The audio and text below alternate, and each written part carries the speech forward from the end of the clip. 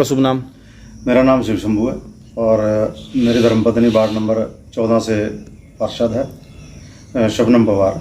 हमारे वार्ड में जैसा कि कोई नदी के किनारे तो इतना नहीं था अभी, जिसके कारण भी ऐसा कोई जान मान का हानि हुई है या किसी के मकान रहे हों या किसी की झोंपड़ियाँ गिरी हों।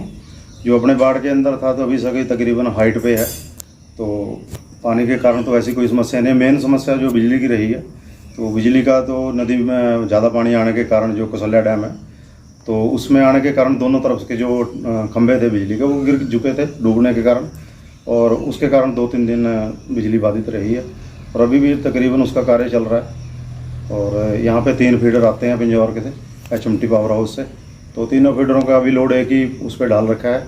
तो हमने एक्शन साहब से भी बात की थी और उनके साथ भी हम लोग उस दिन 2-3 बजे तक कार्य करते रहे परसों, तो जिसके कारण हम सप्लाई शुरू हो गई है। वार्ड नंबर जो अपना 17 नंबर वार्ड है जो नदी के दूसरी छोर पे आता है, जहाँ से पार्षद सीमा देवी है, तो उनके वार्ड में समस्या ही तो जो अगर हम लोग हमारे वार्ड में समस्या नहीं है तो हम लोग आसपास तो ध्यान रख सकते हैं। तो उसके तहत हम लोगों ने अपना जो एक इंसानियत के नाते हम लोग वहाँ पे उनकी हेल्प करने के लिए गए थे। तो वहाँ से हम लोगों ने पहले तो अपने गुरुद्वारा में ठहराने की व्यवस्था बनाएगी, लेकिन प्रशासन की ओर से निर्देश आया भी वहाँ अलग अलग जगह में ठहराएंगे तो दिक्कत हो सकती है। तो एक जगह ठहराने में सभी के लिए उचित खाना पीने का पानी और टॉयलेट वगैरह तो उसके लिए सुविधा रहेगी। तो HMT एप्पल मंडी में उन लोगों को ठहराया गया और अपने जो संघ की तरफ से भी जो खाना उपलब्ध कराया गया और राधा स्वामी सत्संग संकेत की तरफ से भी खाना आ रहा है। तो जितनी हेल्प हम लोगों से होती है तो हम लोग उसमें कर रहे हैं। जो हमारे गांव की समस्या थी, मेन समस्या थी पानी की। हमारे पास ट्यूबवेल ऑलरेडी लगा हुआ है, तो हमारे जो वार्ड में पूरी जो लैंड है वो एक सेक्टर के तहत यहाँ सरकार, हुड्डा सरकार ने या HSB कह सकते हैं जिसको जी, तो लैंड एक्विजिशन डिपार्टमेंट ने इस पूरे जो अपना इस्लाम नगर की और भोगपुर की, नगल सोडिया की, दमदमा की ज़मीन है उसको सेक्टर काटने के लिए जगह को एक्विजिशन किया था 2007 में। तो उसके कारण हमारे को 2 बीसवे लैंड प्रोवाइड नहीं हो सकी, जिसके कारण मंजूर शुदा ट्यूबवेल अभी हमारे पास पेंडिंग में पड़ा है। जैसे ही कोई जगह का इंतजाम होता है, सरकार को DC साहब को भी मैंने रिटर्न में दे रखा है। तो जो मेन समस्या थी हमारी वार्ड की पानी की है। पानी का तो ऐसे है जैसे जैसे अभी पब्लिक यहाँ इस एरिया में सेक्टर डिवाइड होने के साथ पब्लिक बढ़ रही है तो पानी की भी समस्या बढ़ रही है, क्योंकि रोजमर्रा की ज़िंदगी का एक अंश माना जाता है। अब ऑलरेडी पहले ही CRP और वार्ड नंबर अपना हिमशिका कॉलोनी में बड़ा बना हुआ है, जिसको भरपाई के लिए भगवानपुर से ट्यूबवेल, यहाँ पानी का लेवल नहीं है तो भगवानपुर से एक ट्यूबवेल से पानी आता है, उसको लोड करता है तो वो पानी चलता है। और फिर हमारा जो ट्यूबवेल नया लगेगा वो लग जाएगा तो उससे पूरे वार्ड की समस्या हल हो जाएगी। लेकिन वो पानी की समस्या वही है, अभी अगर 2 बीसवे लैंड होगी तो वो ट्यूबवेल नया लग जाएगा, जिसके लिए कार्रवाई चल रही। क्या क्या वादे किए थे आपने, याद है कुछ? हमारा सबसे पहले ट्यूबवेल का वादा था भाई साहब, और उसके बाद हमारा जो मेन था गलियां जो गांव में अभी रास्तों का है, तो अभी यहाँ सेक्टर डेवलप हो रहा है। तो हमारी तो कोशिश है अभी, अगर जैसे अभी कंपनियों ने यहाँ लोगों से कंपनियों ने लैंड खरीद रखी है तो अभी कंपनी तो अपनी जगह दे नहीं रही है सब रास्तों के लिए, तो उसके लिए भी मैंने अपना कोर्ट में केस डाल रखा है। तो उसके साथ जैसे भी अपना सरकार ने जो एक्विजिशन लैंड किया तो सरकार जैसे भी कोई निर्देश, CCTV कैमरे का प्रबंध कराया गया वार्ड में। CCTV का अभी ऐसे नहीं है। अभी तो देखो सरकार जो पहले नगर निगम था तो नगर निगम के बाद अभी नगर परिषद में डिवाइड हुआ है, तो नगर परिषद में अभी जो स्टाफ है सारा कुछ अभी नया बन रहा है जी। तो उसके कारण भी हम लोग कह सकते हैं अभी कुछ नगर परिषद की भी अपनी समस्या रही होंगी। तो हमारी कोशिश रहेगी भी पूरे वार्ड में अगर CCTV लग जाता है तो उसमें पूरे वार्ड की निगरानी भी रहेगी। Street light, solar light, street light का जो हमारा है उसमें अभी जैसे पहले भी वार्ड में स्टार्टिंग में हमने एक टेंडर लगाया था, उसके टेंडर के माध्यम से भी हमारे को ट्यूबलाइट जितनी हमारे वार्ड की समस्या थी वो ट्यूबलाइट्स आ गई थी।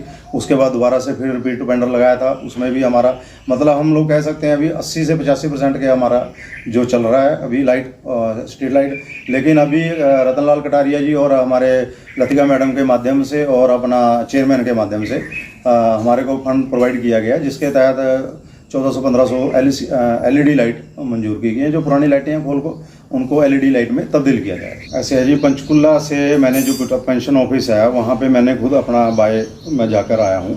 पेंशन ऑफिस में मेरे जाने के बाद जो मेरे नज़र में संज्ञान में जो बात आई है कि लोगों की जो 60 साल की जो उनकी एज, उसके माध्यम से जैसे वो उनका PP है और आधार कार्ड है, उसके माध्यम से जो वो वहाँ पे उन लोगों के पास मैसेज आता है वो मैसेज लोगों को कईयों को पढ़ना नहीं आता है, या बुजुर्ग हैं उनके पास मोबाइल नहीं है, या मोबाइल उनके बच्चों के पास है, तो वो मैसेज जब क्रिएट होता है उसके बाद वहाँ पे वो अपनी उपस्थिति करनी पड़ती है, या ऑनलाइन CSC सेंटर के तहत उनका दोबारा से वेरिफिकेशन करा किया जाता है, तो पेंशन लग जाती है। मेरे वार्ड में 3-4 लोग ऐसे हैं जिनको अपने आप से पेंशन, जो उन्होंने मैसेज पिक किया है तो वो पेंशन लग चुकी है।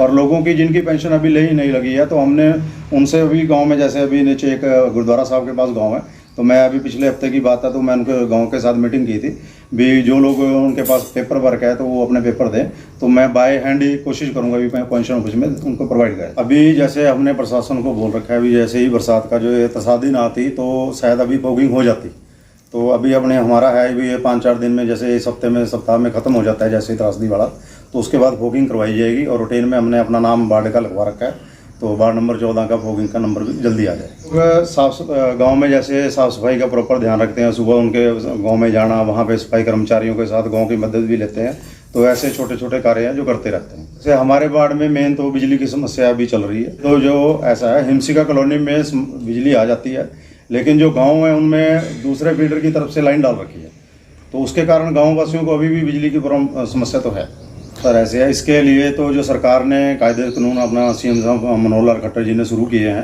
क्योंकि कई लोगों को पहले मिलता था जी, और उनको मतलब मिलना नहीं चाहिए था। अभी सरकार की पॉलिसी है, उसके तहत ही काम होएगा, और उसमें जैसे कोई दोबारा से सर्वे हो रहे हैं, और हमारी तरफ से है जिनको ज़रूरत है, कैपेबल है उस चीज़ के लिए वो शूट करते हैं। अभी हम लोगों को हमारी तरफ से कोशिश रहती है जी भी उनको राशन दिलाया जाए, और नए राशन कार्ड उनके नए सिरे से जो उनके फार्म आते हैं उन पर साइन करके उनको अप्रूवल। नशे के लिए, जैसे नशे का तो सबको पता है, नशा आजकल कई प्रकार के नशे आ रहे हैं, तो हमारी तो सभी से हाथ जोड़ के अपील है, अगर आसपास किसी को किसी माध्यम से पता चलता है कोई नशा का विक्रेता करता है या कोई लेता है नशा, तो उसकी जानकारी दे, तो सरकार के पास हम लोग, पुलिस डिपार्टमेंट भी इसमें हमारा सहयोग करती है, तो हम लोग उनको भी बता सकते हैं।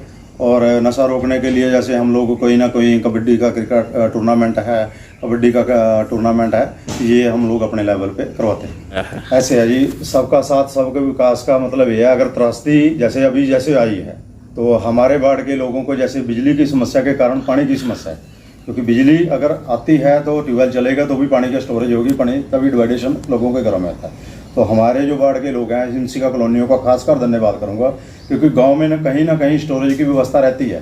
शहर में इस तरह का स्टोरेज नहीं हो सकता है, तो कम स्टोरेज की वो होती है जिसमें वो 1 दिन का स्टोरेज कर सकते हैं, ज़्यादा 2 दिन का।